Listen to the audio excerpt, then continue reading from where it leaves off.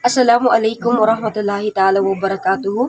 So today we're going to talk about the basic issues, problems in categorizing deviant acts. So we are the group 5 to be talking about the discussion of deviant. First, this includes the modes of management, including related laws, roles and skills of social workers in handling selected issues, violence against women, such as prostitution, sexual abuse, etc., pornography, and rape by minors. So, in categorizing the deviant acts, we need to know talaga what are the different backups that we have. First is yung legislating natin. If may, supported ba siya ng law or pinagbabawal ba siya so that we can really call it as deviant, no? I mean, it is not just we can call it deviant na we cannot call it deviant kapag wala siyang backup na legal basis. But what I'm saying is that mas strong yung support when we are categorizing deviant act if there is an existing law that is prohibiting that act. No? So, as we read this, when categorizing deviant acts, basic issues arise in managing and legislating them. Social workers play crucial roles in addressing these challenges, especially concerning violence against women, pornography, and rape by minor. Exactly. Mas napapadali yung pag-process or yung pag-process o pagbigay ng solusyon doon sa mga nakategorize natin na deviant acts kapag meron na siyang existing laws because doon ito naaagaran or naagapan bigyan ng solusyon. Now, si social worker, ano nga bang role ni social worker? First po, si social worker ay tinutulungan niya yung client na nakaranas ng violence or ng deviant acts, deviant behavior na makakope up doon sa nararanasan niya. So therefore, si social worker ang tumutulong na mapadali ang proseso ng paghahanap ng intervention, paghahanap ng tulong para doon sa client na meron siyang kinararanas na pang-aapi o kung anumang deviant behavior na naranasan niya. Okay, now, so we have, yung tinatawag natin na VAUC, or yung violence against women. Violence against women is a pervasive issue that affects millions worldwide. It encompasses various forms of abuse, including physical, sexual, emotional, and economic violence. This type of violence is rooted in gender inequality and discrimination, with women disproportionately affected due to societal norms and power dynamics. Addressing violence against women requires comprehensive strategies, including legal reforms, support services, education, and advocacy efforts to promote gender equality and empower survivors. Now, si VAUSI, it is talking about the woman itself. If the woman is currently experiencing within their household violence na ginagawa sa kanya ng asawa niya, it is appropriate for her to to be supported by this law. Kasi dito na napapaloob dito na kapag ka sinasaktan ka ng asawa mo o kung sinasaktan ka ng asawa mo na wala ka namang ginagawa, hindi yun pwede. Kaya karapatan mo na magreklamo dahil yun ay under the law. So next, we're going to discuss the modes of management of violence against women. So first, we have prevention through education and awareness. It is the it is the easiest way to prevent this kind of issue or this kind of issues among women's. We need to educate and inform women's what are their rights so that when they will experience this kind of violence meron talaga silang or magkakaroon sila ng courage to do so, to complain about their rights, to complain about the things that they are experiencing as of the moment. So we need to encourage every woman to voice out. Hindi lang dapat sila nagsistay into a situation na just because they love the person. That's not the idea that we want to instill to an individual. We must empower every woman so that they could learn what are the things that they needed to do, what are the things that they needed to learn, so that at the time that they will experience those kind of violence, they will have the voice to speak up and the right to voice out.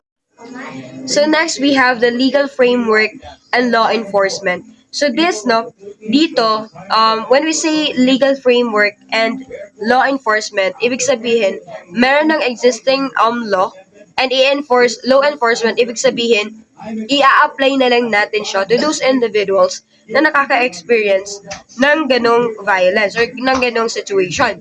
Now, after we educate those people na ganito ang gawin nila, ganyan, now it is the time now to introduce what are the legal framework or how this legal framework will be enforced to them.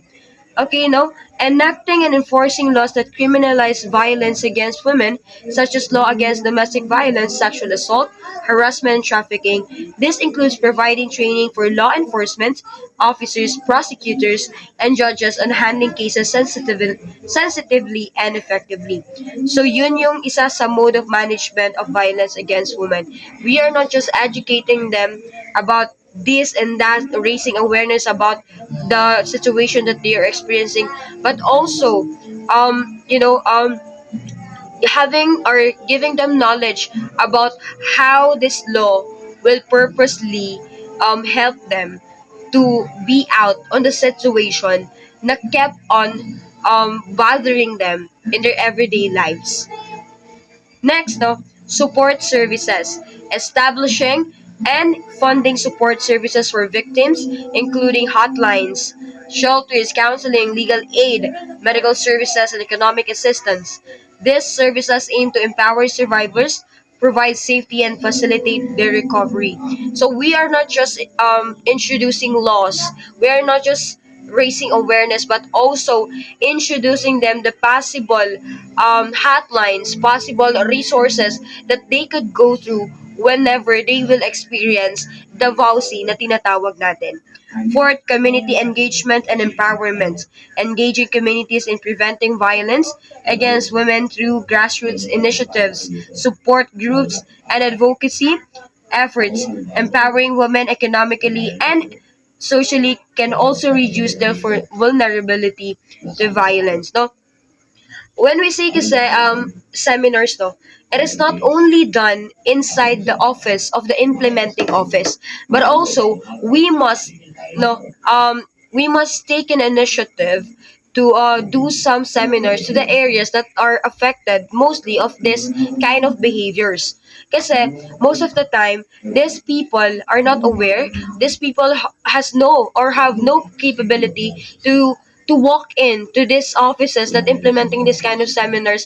That is why their lack of awareness. That is why they don't have the hunch to do something na makakatulong sa kanila to cope up with the situation that they have.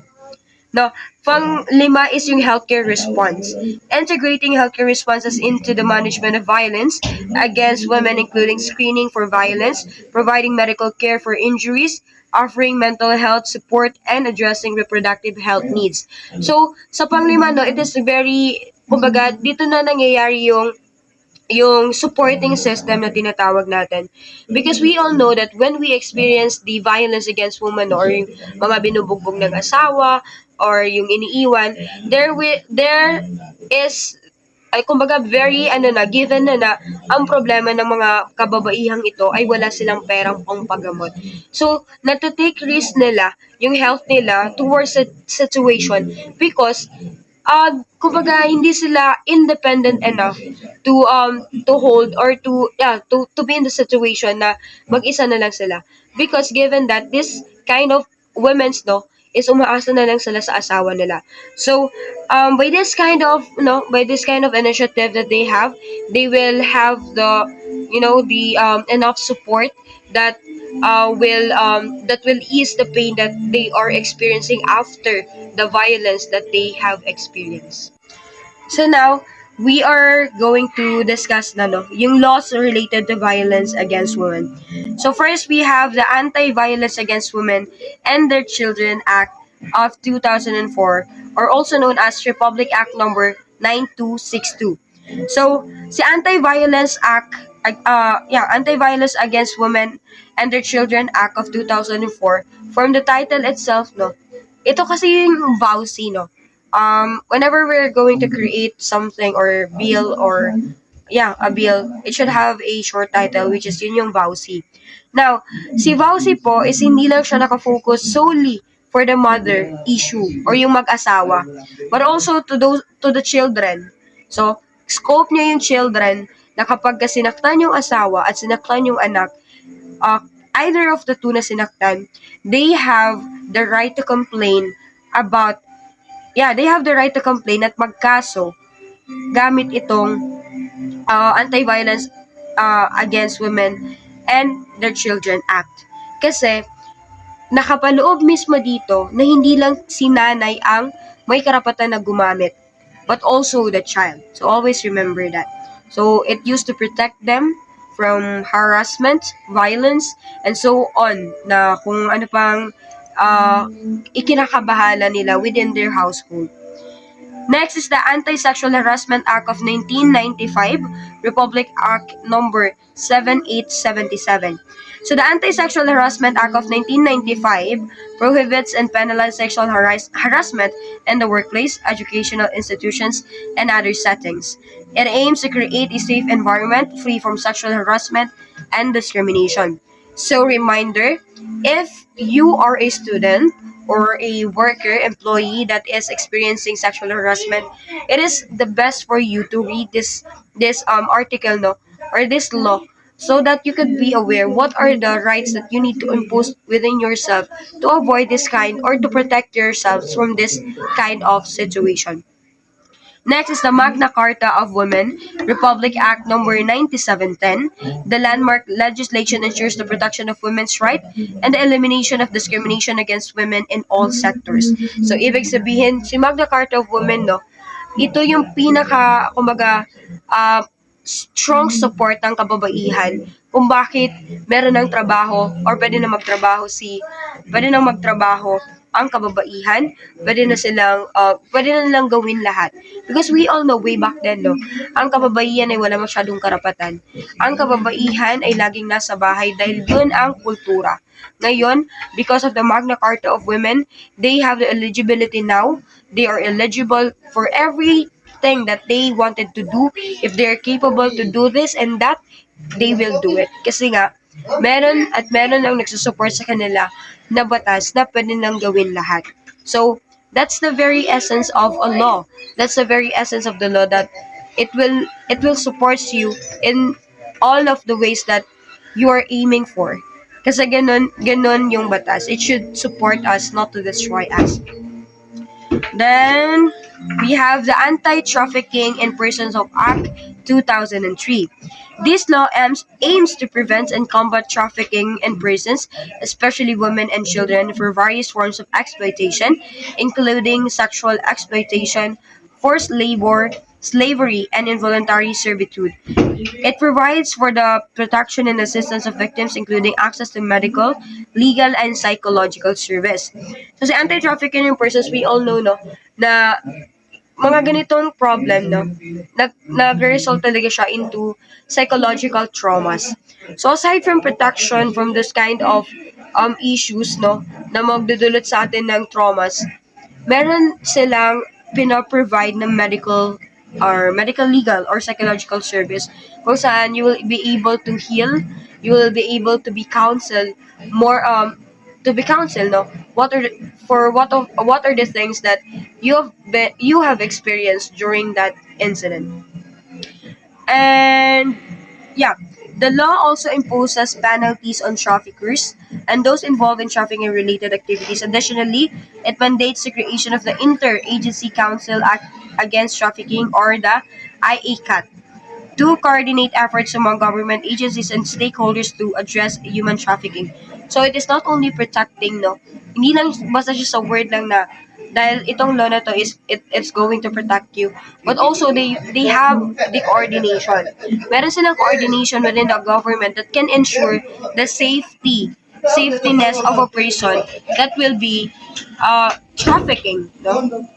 So next we have the Rape Victim Assistance and Protection Act of 1998, also known as Republic Act number 8505. So this law focuses on providing assistance and protection to victims of rape, recognizing the sensitive nature of rape cases and the trauma experienced by victims. It mandates the provision of medical, legal, and psychological services to rape survivors, including the preservation of evidence for prosecution purposes. The law also emphasized the need for sensitivity and confidentiality in handling rape cases, as well as the protection of the privacy and dignity of the victim throughout the legal processes. So, excuse me. So, the Rape Victim Assistance and Protection Act of 1998 no, is a law kung saan we all know that here in the Philippines it is very rampant issue na rampant cases rather sa mga kababaihan na nare-rape and mostly minor de edad. So dito no kapaloob dito no hindi lang niya ina-address yung rape cases itself but also the aftermath of it. What is the aftermath of it? It is the trauma na nakukuha ng babae man o lalaki man. Because we cannot conclude no na babae lang ang nakakaranas ng rape. Because also also men, pati lalaki.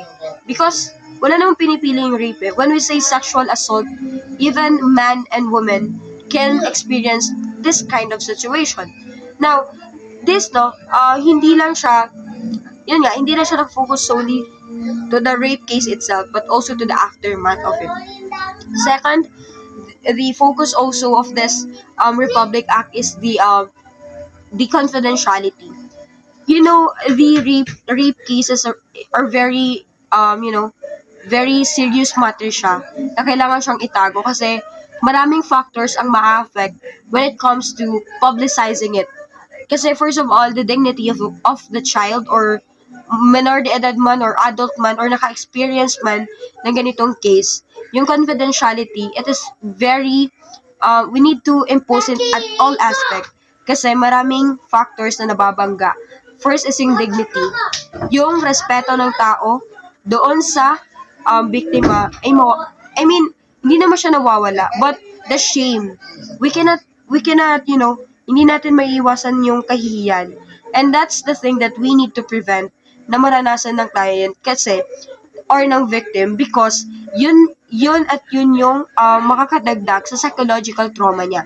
So, yung psychological trauma pwede siyang leads to depression. So, those are the psychological diseases that we need to prevent kasi at the end of the day, tao pa rin naman yung nakaranas ng ganong situation. So, we must always consider their mental health and also their overall well-being. Kasi, doon tayo mas, makakapag-considerate ng action ng tao. And that concludes my part. And the next part will be discussed by Emran Ayub. And those laws, no, we need to take note that because it will help us in the future if ever. I'm not wishing that you will experience those kind of deviant behaviors, no. But for at least you are aware of what are the rights na kung maging concerned citizen ka man, you will gladly help kasi may alam ka ng batas. And I thank you.